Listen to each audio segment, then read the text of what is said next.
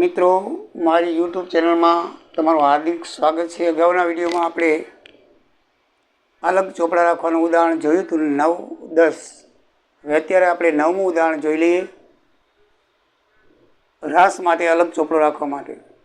અગાઉ આપણે ચર્ચા કરી હતી કે બહુ મોટા પાયે ધંધો કરવો પડે ત્યારે આપણે સંયુક્ત બેંક ખાતું બનાવવાનું હોય અને સંયુક્ત બેંક ખાતા દ્વારા જ એની ચૂકવણી થાય, ખરીદને વેચાણની। મૂડી લઈ આવે એ પણ બેંકના ખાતામાં ઉધાર બાજુ લખી અને મૂડી રકમ ભાગીદારોના ખાતાની જમા બાજુ લખવાની હોય છે। એની ચર્ચા આપણે કરી ગયા છીએ। તો ચલો ઉદાહરણ નંબર 9 જોઈએ, પાન નંબર 392। 1 ઓક્ટોબરના રોજ 2015ના દેવાનંદ એટલે દેવ અને આનંદ, દેવ અને આનંદ બે જણા છે, દેવાનંદ એક નહીં, દેવ અને આનંદ 3/2ના ભાગે રાસના ધંધામાં જોડાયા। તેમણે સંયુક્ત બેંક ખાતામાં 50,000 અને 30,000 જમા કરાવ્યા, બરાબર છે। પહેલું નામ દેવનું છે એટલે દેવના 50,000, બીજું નામ આનંદનું છે, આનંદના 30,000। એટલે દેવ ખાતે જો બેંકમાં ખાતું બેંકમાં સિલેક વધે એટલે હંમેશા ઉધાર બાજુ, જમા થાય એટલે ઉધાર બાજુ લખવાનું હોય, ઘટે તો જમા બાજુ। તો બેંકમાં રૂપિયા આપણે આવે છે એટલે ઉધાર બાજુ મૂડી તરીકે રોક્યા 50,000 દેવે, આનંદ ખાતે મૂડી એને રોક્યા 30,000 લખ્યા, બરાબર છે। મૂડીનું રોકાણ કરેલું તે મૂડી સીધી બેંકમાં જમા થશે, રાસની અંદર રાખવાનું, એમાં સંપૂર્ણપણે વ્યવહાર છે બેંક દ્વારા થશે। તો દેવ ખાતે મૂડી 50,000, આનંદ ખાતે મૂડી 30,000, એ મૂડી પાછી ભાગીદારોના જમા ખાતામાં, દેવના ખાતામાં રૂપિયા 50,000 બેંક ખાતે લખાશે, કૌંસમાં મૂડી લખવો તો યાદ રહે એટલા માટે 50,000, અને આનંદના ખાતામાં સંયુક્ત બેંક ખાતે લખાશે મૂડી 30,000 રૂપિયા મૂડી ખાતે આવશે। સમજાઈ ગયું મિત્રો?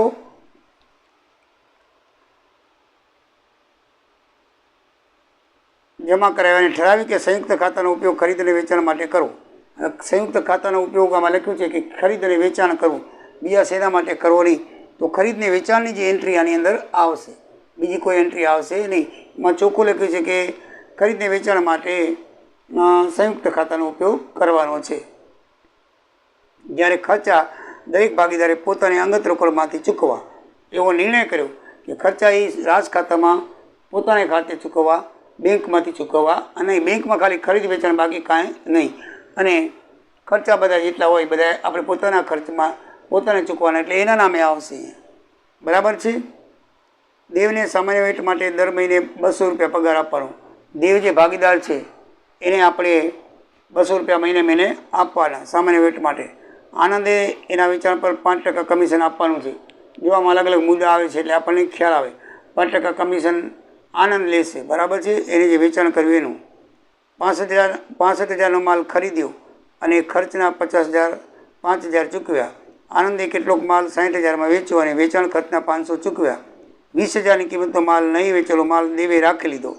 તો 31 માર્ચ 2016ના રોજના હિસાબોની પતાવટ કરવામાં આવી અને ઉપરના વ્યવહારો નોંધવા માટે જરૂરી ખાતા લખો। જરૂરી ખાતા હંમેશા 4 જ આવે, જેટલા ભાગીદારો એના બે સંયુક્ત બેંક ખાતું, રાસ ખાતું, એટલે નામ ન લે તોય આપણે આ રીતે ખાતા લખવાના છે। તો મિત્રો એમાં લખ્યું છે કે સામાન્ય વેટ માટે 200 રૂપિયા પગાર આપો, કોને? દેવને। 200 રૂપિયા પગાર આપો તો કેટલા મહિના ખાતું ચાલ્યું એનું? 1 ઓક્ટોબરથી 31મી માર્ચ, 6 મહિના ચાલ્યું, તો 6 મહિનાનો પગાર 2 × 12 માથે 2 મહિને 1200 રૂપિયા દેવ ખાતે આવશે। શું આવશે? દેવ ખાતે આવશે। ખર્ચા બધા આપણે પોતાને ચૂકવાના છે એટલે દેવ ખાતે પગાર આવશે ખર્ચ, અને એ પાછો એ ઉધાર છે તો દેવના ખાતાની અંદર ખર્ચા તરીકે 1200 રૂપિયા લખાશે। સમજાણો મિત્રો? એનો પગાર જે છે એ દેવ ખાતે દેવને મળશે એટલે દેવ ખાતે લખવામાં આવશે 1200 રૂપિયા, અને દેવના ખાતામાં 1200 રૂપિયા જમા કરવામાં આવશે। રાસના ખર્ચા છે એટલે ખર્ચ કોનો છે? રાસનો ખર્ચ ખાતે લખાય, એનું કારણ છે રાસ ખાતે લખાશે, બરાબર ને? રાસ ખાતે ઉધાર તે દેવ ખાતે જમા, રાસ ખાતે ઉધાર તે દેવ ખાતે જમા, તો રાસ ખાતાની ઉધાર બાજુ દેવ ખાતે લખાય, દેવ ખાતાની જમા બાજુ રાસ ખાતે લખાય, તમે જાણો છો, આમનો તો તમને આવડી ગઈ છે, બરાબર છે। તો એ 1200 રૂપિયા તમે બંને બાજુ લખી નાખ્યા। આગળ વાંચીએ તો 5% કમિશન વેચાણ ઉપર આપવાનું છે। દેવે 65,000ની કિંમતનો માલ વેચ્યો, મિત્રો માલ વેચ્યો, વેચાણ છે રાસ ખાતાની જમા બાજુ આવે, બરાબર છે. 65,000 માલ ખરીદ્યો, વેચ્યો નહીં પણ ખરીદ્યો છે. તો ખરીદ છે એ ઉધાર બાજુ આવશે. તો સંયુક્ત બેંક ખાતે ચૂકવણું કરવાનું હતું, સંયુક્ત બેંક ખાતાનું નામ લખાશે અને કૌંસમાં લખાશે માલની ખરીદી 65,000 રૂપિયા. આ રૂપિયા બેંકમાંથી ચૂકવવાના હોતી, રાજ ખાતું લખાશે માલ ખરીદ્યો 65,000 રૂપિયા. બરાબર છે. રાજ ખાતાને ઉધાર તે બેંક ખાતે જમા. આમનો શું થાય? રાજ ખાતે ઉધાર તે બેંક ખાતે જમા. રાજ ખાતાની ઉધાર બાજુ બેંક ખાતે અને બેંક ખાતાની જમા બાજુ રાજ ખાતે 65,000 રૂપિયા લખાશે. હંમેશા ચૂકવણી પૈસા બેંકની જમા બાજુ આવશે, આવક જે છે એ બેંકની ઉધાર બાજુ આવશે. સમજી લેવાનું, એટલું તમને ખબર જ છે. પછી એની ખરીદી ખર્ચના 5,000 એને ચૂકવ્યા. બરાબર છે. 5,000 ચૂકવ્યા. કોણે ચૂક્યા? દેવે ચૂક્યા. તો એ લખાશે દેવ ખાતે 5,000 રૂપિયા. દેવ ખાતે 5,000 રૂપિયા. બરાબર છે. કારણ કે પોતે ખર્ચ ચૂક્યો છે. અને એના જમા બાજુ શું લખશું? રાજ ખાતે ખર્ચા 5,000. રાજ ખાતે ઉધાર તે દેવ ખાતે. બરાબર છે. દેવ ખાતે રાજ ખાતાની ઉધાર બાજુ દેવ ખાતે, દેવ ખાતાની જમા બાજુ રાજ ખાતે. તો રાજ ખાતે ખર્ચા 5,000, અહીંયા દેવ ખાતે ખર્ચા 5,000. ખર્ચા હંમેશા રાજ ખાતાની ઉધાર બાજુ આવે અને ઉધાર બાજુની આઈટમ બધી ભાગીદારોના જમા બાજુ આવે. હવે તો તમને એકદમ મોઢે આવડી ગયું હશે. બરાબર. રાજ ખાતાની કોઈ પણ આઈટમ ભાગીદારો લગતી હોય બધી ઉધાર બાજુ જમા બાજુ આવે, જમાવાળી ઉધાર બાજુ આવે. આમાં વેચાણીએ નહીં આવે એનું કારણ છે બધું બેંક ખાતે લખવાનું હોય છે. એ તમને અગાઉના વિડીયો મેં તમને સમજાવ્યું હતું. તો હવે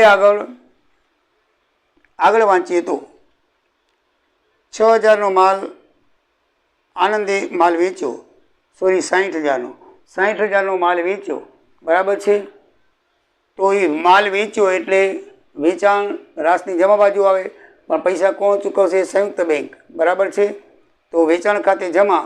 બરાબર. રાજ ખાતે જમા તે બેંક ખાતે શું આવશે મિત્રો? ઉધાર.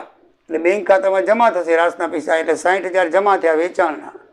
અને અહીંયા વેચાણ આવશે 60,000 રૂપિયા બેંક ખાતે વેચાણ. અને અહીંયા આવશે રાજ ખાતે વેચાણ 60,000. પૈસા બેંકમાં જમા થશે. આવે તે ઉધાર એટલે રાજ ખાતે ઉધાર તે બેંક ખાતે રાજ ખાતે જમા તે બેંક ખાતે ઉધાર. રાજ ખાતાની જમા બાજુ સંયુક્ત બેંક ખાતે, સંયુક્ત બેંક ખાતાની ઉધાર બાજુ રાજ ખાતે. સમજાઈ ગયું આમનો ધ્યેય? તો હંમેશા વેચાણ જેમ આવે છે એમ જ આપણે કરવાનું છે. આમાં ફક્ત બેંક ખાતે લખાશે. આપણે એમાં વેચાણ ખાતે લખતા હતા, અહીંયા આપણે વેચાણ ખાતે લખતા હતા રાજ ખાતે. એ તો એમને જ છે, રાજ ખાતે વેચાણ થયું. બરાબર છે ને? તો આ રીતે આવશે. ત્યારબાદ એને કમિશન ચૂકવાનું હતું. તો 6,000 ઉપર કમિશન હતું, એને 5%. તો 60,000 ઉપર. તો 60,000ના 5%, 3,000 કમિશન આનંદને મળ્યું. એટલે રાજ ખાતે મળી છે. બરાબર છે. તો રાજ ખાતે ઉધાર તે ભાગીદાર ખાતે જમા, આનંદ ખાતે જમા બાજુ. તો આનંદનું ખાતું આ છે. તો આનંદ ખાતે કમિશન રાજ ખાતેથી લઈ આવ્યા, રાજ ખાતે ઉધાર બાજુ લઈ આવ્યા. 3,000 રૂપિયા કમિશન લખાશે મિત્રો. બરાબર છે.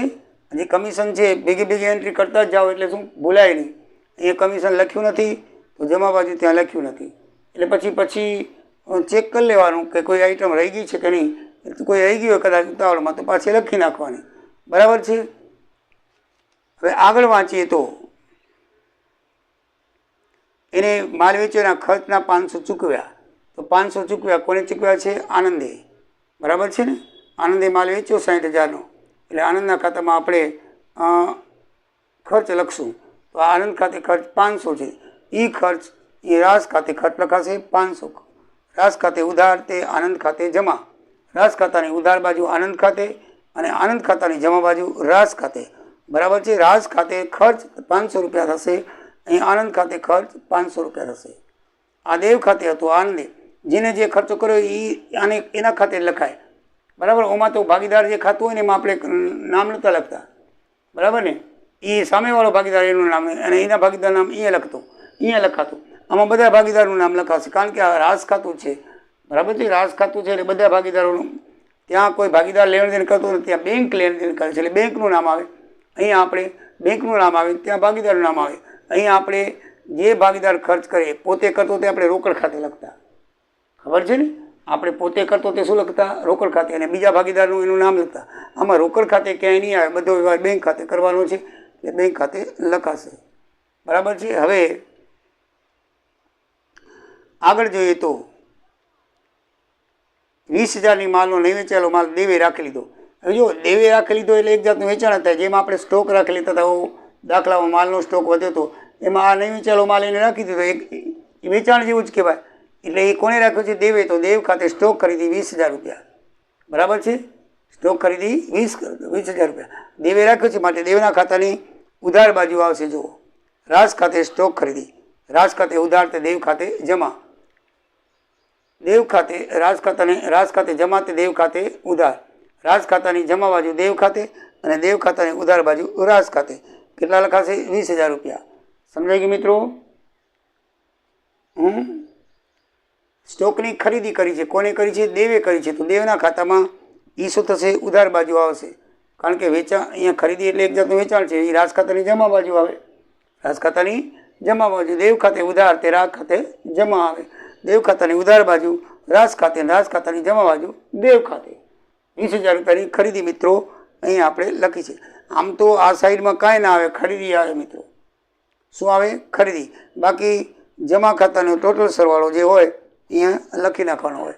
હવે આપણે આગળ જોઈએ તો હવે બંનેના ખાતા આપણે બંધ કરી નાખીએ। સૌથી પહેલું રાજ ખાતું બંધ કરવાનું, એના પછી ભાગીદારોના ખાતા બંધ કરવાના, અને ભાગીદારોને જે બાકી નીકળે એ બેંક ખાતાની જમા બાજુ આપણે પૈસા ચૂકવવાના હોવાથી પૈસા જાય છે એટલે જમા બાજુ લખવાના, આપણી બેલેન્સ ઓછી થાય છે એટલે બેંક ખાતાની જમા બાજુ લખવાના, અને આપણું બેંક ખાતું મળી જાય એટલે આપણો દાખલો સાચો।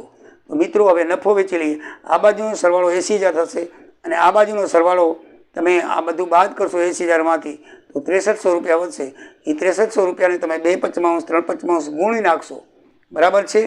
તો 21, 20 અને 31, 80 ભાગીદારોના ખાતે નફો આવશે, 2:3ના પ્રમાણમાં વેચ્યો ત્યારે, બરાબર મિત્રો। હવે આ નફો છે આનંદના ખાતે લખી નાખવાનો, અહીંયા ઉધાર છે તો આનંદના ખાતે જમા આવશે 2120, રાજ ખાતે નફો, અને આ નફો છે દેવ ખાતે, તો દેવ ખાતાની જમા બાજુ લખાશે 3180, રાજ ખાતે નફો 3180 રૂપિયા। બરાબર મિત્રો, બધી વાત સમજાઈ ગઈ, એકદમ ક્લિયર કટ થઈ ગયું। હવે આપણે ભાગીદારોના ખાતા બંધ કરીએ તો આ બાજુનો સરવાળો 59,380, આમાં 20,000 રૂપિયા સ્ટોક ખરીદી છે એટલે ટોટલ આખું નહીં આવે, ખરીદી છે એટલે ખરીદીને બેંક આ જમા બાજુનું ટોટલ અને ખરીદી એ જ ઉધાર બાજુ આવશે। 39,380 એ તૂટતી રકમ છે, એ બેંક ખાતે લખી નાખવાની, બેંક ખાતાની જમા બાજુ। શું લખવાનું? બેંક ખાતાની જમા બાજુ। એની આમનો શું થશે? દેવ ખાતે ઉધાર તે બેંક ખાતે જમા, દેવ ખાતાની ઉધાર બાજુ બેંક ખાતે, બેંક ખાતાની જમા બાજુ દેવ ખાતે, એની આમનો થશે। સંયુક્ત આમનો લખવાની છે, 2 જણાની ભેગી। પછી 3180 રૂપિયા એ થઈ ગયું। હવે આનંદના ખાતામાં 2120 રૂપિયા, તો 2120 રૂપિયા આનંદના ખાતામાં છે, તો એ રાજ ખાતે નફો 2120 રૂપિયા જમા બાજુ લખાશે। બેંક ખાતે ઉધાર 6300 રૂપિયા કે સંયુક્ત નામનો કરીએ, બેંક ખાતે ઉધાર 5300 રૂપિયા, 5300 રૂપિયા તે દેવ ખાતે 3180 રૂપિયા જમા, અને તે આનંદ ખાતે 2120 રૂપિયા જમા। આ એની સંયુક્ત આમનો થશે। બેંક ખાતે શું લખવાનું? ઉધાર, બરાબર છે। તો બેંક ખાતાની ઉધાર બાજુ રાજ ખાતે જમા કરે, નફો જમા થાય તો બેંક ખાતે આપણે શું કરીએ? દેવ ખાતાની જમા બાજુ બેંક ખાતે લખાશે 3100 રાજ ખાતાની ઉધાર બાજુ 2120 તે બેંક ખાતે તે ભાગીદાર ખાતે જમા, એટલે કે દેવ ખાતે જમા, દેવ ખાતે એ દેવના ખાતામાં 3180 એવી રીતે આનંદ ખાતે 2120 રૂપિયા લખાશે જમા બાજુ, રાજ ખાતે ઉધાર બેંક ખાતેની રાજ ખાતે ઉધાર 5300 રૂપિયા તે દેવ ખાતે જમા 3180 અને આનંદ ખાતે જમા 2120 રૂપિયા એની આમનો થશે। હવે મિત્રો એની જે બાકી રહી, આ બાકી તૂટી આની 39,380, આની બાકી તૂટી ટોટલ ખરીદી નથી એટલે 35,680, એ બંને બેંક ખાતે લખી નાખવાનું આવશે, જમા બાજુ લખવાનું, બેંક ખાતે જમા થશે, ભાગીદાર ખાતે ઉધાર તે બેંક ખાતે જમા. ભાગીદાર ખાતે એટલે કે દેવ ખાતે ઉધાર 39,380. આમાં આનંદ ખાતે ઉધાર 35,620, તે બેંક ખાતે જમા. અલગ અલગ રકમ 31,380, 35,620 બેંક ખાતે શું કરશું? જમા કરશું. એટલે કહેવાનો મતલબ એ છે કે આનંદના ભાગીદારોના ખાતાની અંદર જમા બાજુનો સરવાળો છે એ ટોટલ તમે ઉધાર બાજુ લખી અને બેંક ખાતાની જમા બાજુ લખી નાખવાનું. એવી જ રીતે અહીંયા જમા બાજુનો સરવાળો છે એ ઉધાર બાજુ લખી પણ એની અંદર 20,000 રૂપિયા ખરીદવાથી બાદ કરીને બાકીની રકમ ઉધાર બાજુ લખી એટલી રકમ બેંક ખાતે તમે ચૂકતે કરવાના છે. આ ભાગીદારોને ચૂકવણી કરવાનું છે એટલે ચૂકતે કર્યા લખ્યા છે. દેવ ખાતે દેવને આટલા મળ્યા, નફો કર્યો, અને આનંદે આટલો નફો કર્યો. બેંક ખાતામાં ચૂકતી જ્યારે આવશે ત્યારે એટલે એને નફો કર્યો, આ વેપાર કર્યો 39,380 રૂપિયા, દેવને મળ્યા 35,620 રૂપિયા આનંદને મળ્યા. બેંક દ્વારા મળશે એટલે બેંક દ્વારા ચૂકતે કર્યા એમ કૌંસમાં લખ્યું છે. તો મિત્રો આ પ્રમાણે દાખલો ઉદાહરણ નંબર 9 અને ઉદાહરણ નંબર 10 પરીક્ષાની દ્રષ્ટિએ બહુ અગત્યના છે. આવી જ રીતે આ બે જ દાખલા તમે કરજો સંયુક્ત બેંક ખાતાના, તો તમને બરાબર આવડી જશે, એમાં કોઈ જાતની તકલીફ પડશે નહીં. તો મિત્રો આવજો. જય દ્વારિકાધીશ, જય સિયારામ. આજે જન્માષ્ટમી છે. અમદાવાદની અંદર વરસાદ ખૂબ વરસી રહ્યો છે, ચાલુ જ વરસાદ છે, અને જન્માષ્ટમી પણ આજ કૃષ્ણ ભગવાનની છે. તો બધાને જય શ્રી કૃષ્ણ, જય સિયારામ, જય દ્વારિકાધીશ. બધાય હો, બધાને જન્માષ્ટમીની